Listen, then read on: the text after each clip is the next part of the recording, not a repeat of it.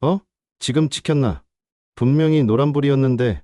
여러분도 이런 경험 있으시죠? 교차로를 지나가면서 순간적으로 드는 그 불안감, 신호가 바뀌는 타이밍에 애매하게 통과했을 때, 뒤늦게 과속 카메라를 발견했을 때 마음이 철렁 내려앉는 그 느낌 말입니다. 저는 30년간 경찰청에서 교통사고 분석과 단속 장비 운영을 담당해온 교통 전문가입니다. 오늘 여러분께 말씀드리고 싶은 것은 단순한 꼼수가 아닙니다. 단속의 원리를 정확히 이해함으로써 불필요한 불안을 덜고 억울한 과태료를 피하는 방법을 알려드리겠습니다. 영상 시작 전 구독과 좋아요 누르시면 더 많은 이야기를 놓치지 않고 보실 수 있습니다. 구독은 무료이니 오른쪽 아래에 구독 버튼 눌러주세요. 그럼 지금부터 본격적으로 시작해 보겠습니다. 실제로 많은 운전자들이 매일 이런 상황에 직면합니다. 노란불에 교차로에 진입했는데 과태료가 나올지 걱정하고 급하게 정지선을 넘었을 때 단속 카메라에 찍혔는지 불안해합니다. 분명 제한 속도를 지켰다고 생각했는데 과태료가 나와서 황당해하기도 하죠. 이런 궁금증들이 생기는 이유는 단속 시스템의 작동 원리를 정확히 모르기 때문입니다. 많은 운전자들이 딜레마 존에서 흡정지하면 뒷차가 들이받을 수도 있는데 그냥 통과하는 게 나은 거 아닐까? 라고 고민합니다. 이는 굉장히 현실적인 걱정이고 실제로 교통신호체계는 이런 상황을 고려해서 설계되어 있습니다. 또한 계기판으로는 분명 60km였는데 왜 과속으로 찍혔지? 라는 의문도 자주 듭니다. 이것도 명확한 이유가 있습니다. 계기판의 속도와 실제 단속 카메라가 측정하는 속도 사이에는 차이가 있기 때문입니다. 수많은 운전자들이 어떻게 하면 단속에 안 걸릴까? 라고 묻습니다. 하지만 정말 중요한 질문은 왜 이런 단속 시스템이 존재하는가입니다. 그 답을 알면 단속이 두렵지 않습니다. 오히려 나와 내 가족, 그리고 도로 위의 모든 사람들을 지키는 시스템임을 이해하게 됩니다. 앞으로 들려드릴 내용은 30년간 현장에서 쌓아온 경험과 정확한 데이터를 바탕으로 합니다.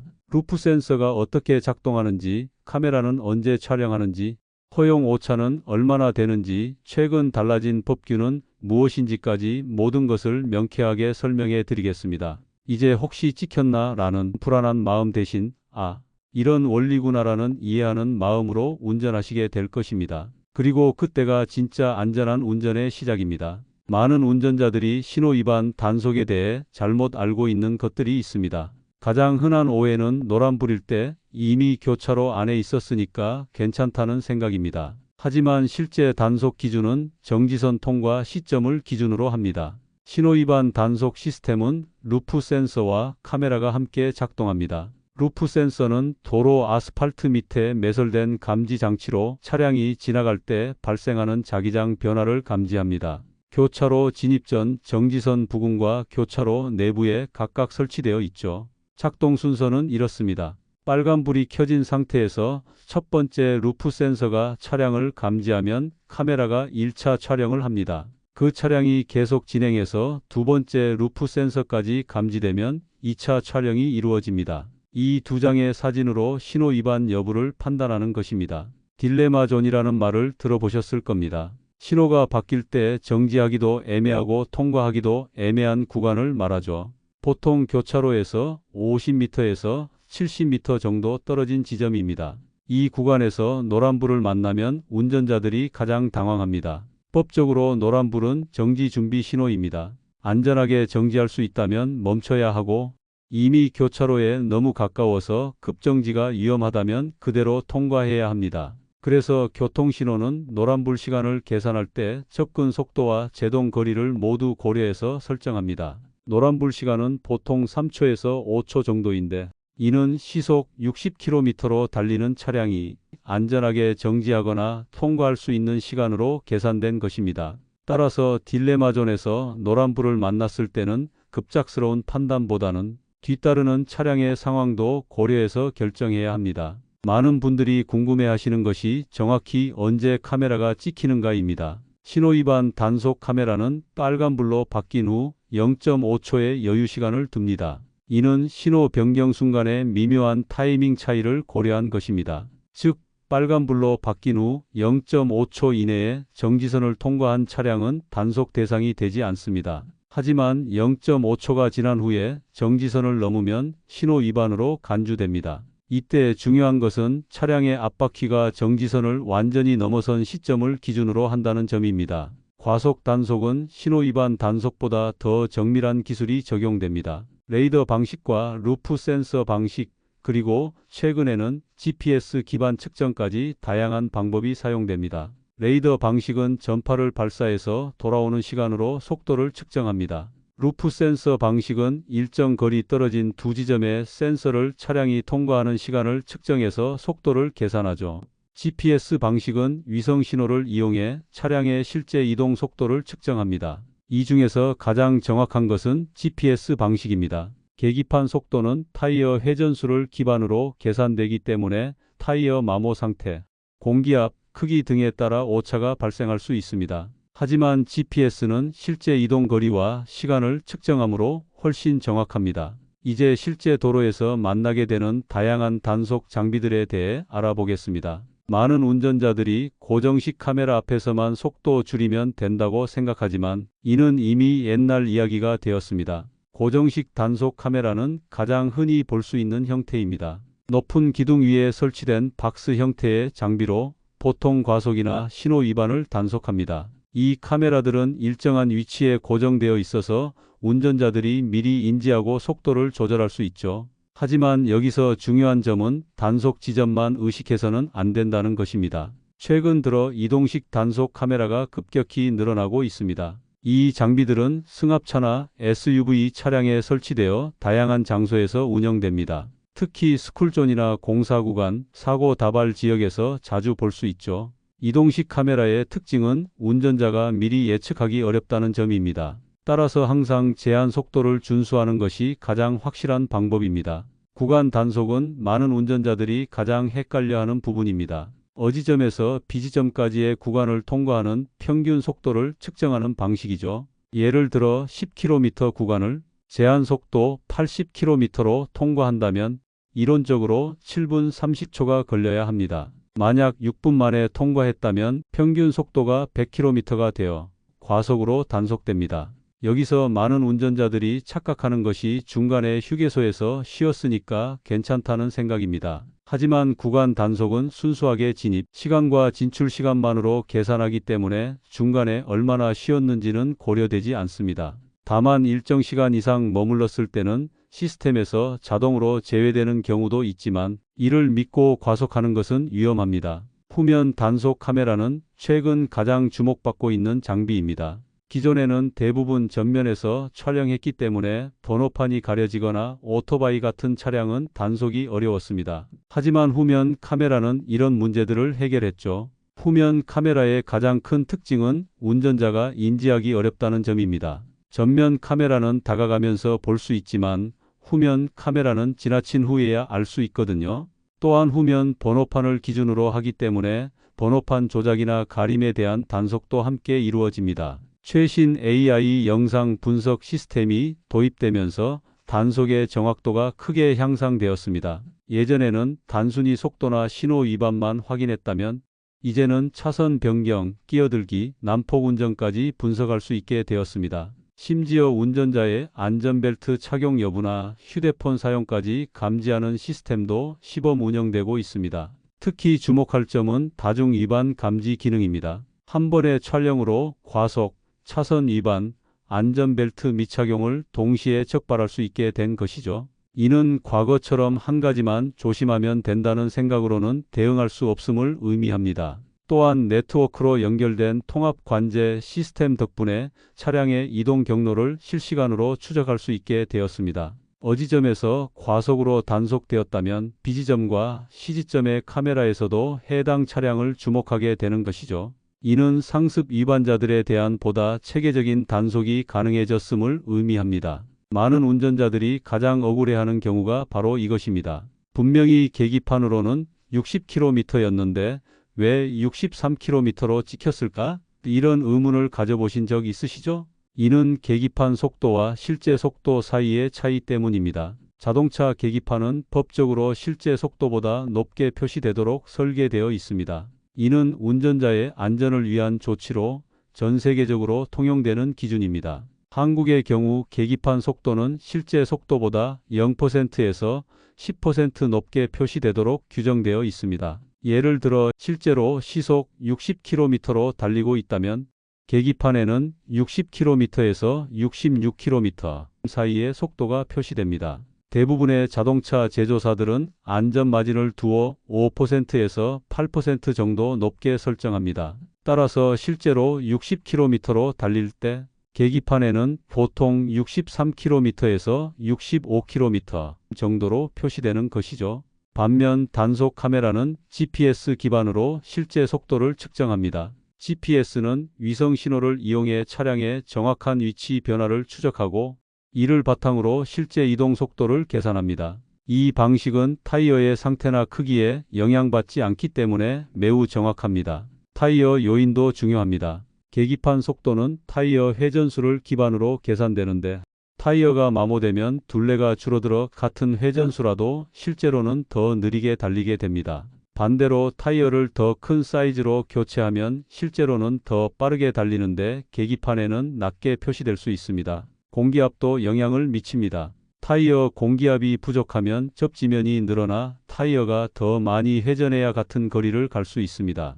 이 경우 계기판에는 실제보다 빠른 속도가 표시되죠. 반대로 공기압이 높으면 타이어가 덜 회전하므로 계기판에는 실제보다 느린 속도가 표시됩니다. 그렇다면 단속 카메라의 허용 오차는 얼마나 될까요? 일반적으로 시속 60km 이하에서는 플러스 9km, 시속 60km 이상에서는 15% 정도의 허용 오차가 있습니다. 즉, 제한 속도 60km 구간에서는 69km까지, 80km 구간에서는 92km까지는 단속되지 않는다는 의미입니다.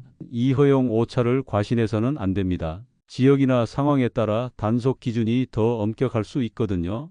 특히 스쿨존이나 사고 다발 지역에서는 허용 오차 없이 정확한 제한 속도로 단속하는 경우도 많습니다. 또한 날씨나 도로 상황도 고려해야 합니다. 비가 오거나 눈이 올 때는 제한 속도 이하로 달려야 안전하고 이런 상황에서는 평소보다 더 엄격한 기준이 적용될 수 있습니다. 공사 구간이나 임시 신호등이 설치된 곳에서도 마찬가지입니다. 내비게이션의 속도 표시도 참고할 수 있지만 이 역시 완전히 정확하지는 않습니다. 내비게이션은 GPS 신호를 받아 계산하지만 터널이나 고가도로 및 높은 건물 사이에서는 신호가 불안정할 수 있습니다. 또한 내비게이션마다 계산 방식이 조금씩 다르기 때문에 참고 수준으로만 활용하는 것이 좋습니다. 결국 가장 확실한 방법은 계기판 속도를 기준으로 제한 속도보다 5km 정도 낮게 달리는 것입니다. 이렇게 하면 계기판과 실제 속도의 차이, 허용 오차 등을 모두 고려해도 안전한 범위 안에 들어갈 수 있습니다. 조금 답답할 수도 있지만 과태료와 사고 위험을 모두 피할 수 있는 가장 현실적인 방법입니다. 최근 몇 년 사이 교통법규가 크게 바뀌었습니다. 가장 큰 변화 중 하나가 바로 우회전 일시정지 의무화입니다. 2022년 1월부터 시행된 이 규정으로 인해 많은 운전자들이 혼란을 겪고 있죠. 우회전할 때는 반드시 일시정지해야 합니다. 정지선에서 완전히 멈춘 후 보행자와 자전거를 확인하고 안전하다고 판단되면 서행으로 우회전해야 합니다. 여기서 중요한 것은 완전 정지입니다. 속도를 줄이기만 해서는 안 되고 차량이 완전히 멈춰야 합니다. 많은 운전자들이 보행자가 없으면 그냥 가도 되는 거 아닌가?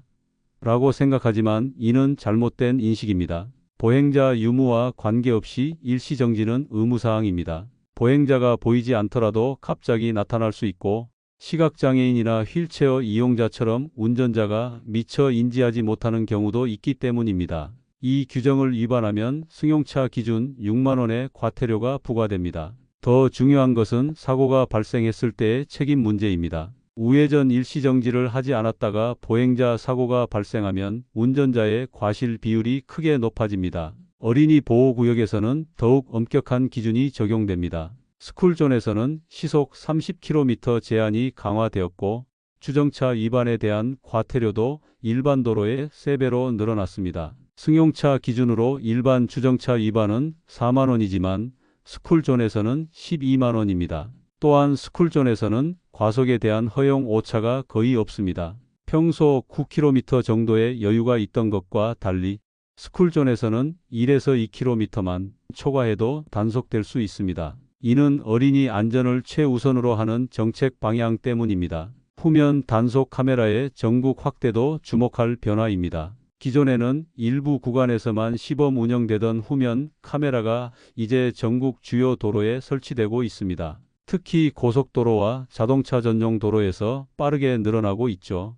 후면 카메라의 가장 큰 특징은 번호판 가림이나 조작을 동시에 단속할 수 있다는 점입니다. 예전에는 전면 번호판만 가려도 단속을 피할 수 있었지만 이제는 후면 번호판까지 확인하기 때문에 이런 편법이 통하지 않습니다. AI 영상 분석 시스템의 도입으로 단속 범위가 크게 확장되었습니다. 과거에는 속도나 신호 위반 정도만 확인했다면 이제는 차선 변경, 끼어들기, 꼬리 물기, 갓길 주행까지 실시간으로 분석합니다. 안전벨트 착용 여부도 카메라로 확인할 수 있게 되었습니다. 고화질 카메라와 AI 분석을 통해 운전석뿐만 아니라 조수석, 뒷좌석의 안전벨트 착용 상태까지 판별할 수 있습니다. 현재는 시범 운영 단계이지만 점차 확대될 예정입니다. 휴대폰 사용 단속도 정교해졌습니다. 예전에는 경찰관이 직접 목격해야 단속이 가능했지만 이제는 카메라를 통해 운전 중 휴대폰 사용을 적발할 수 있습니다.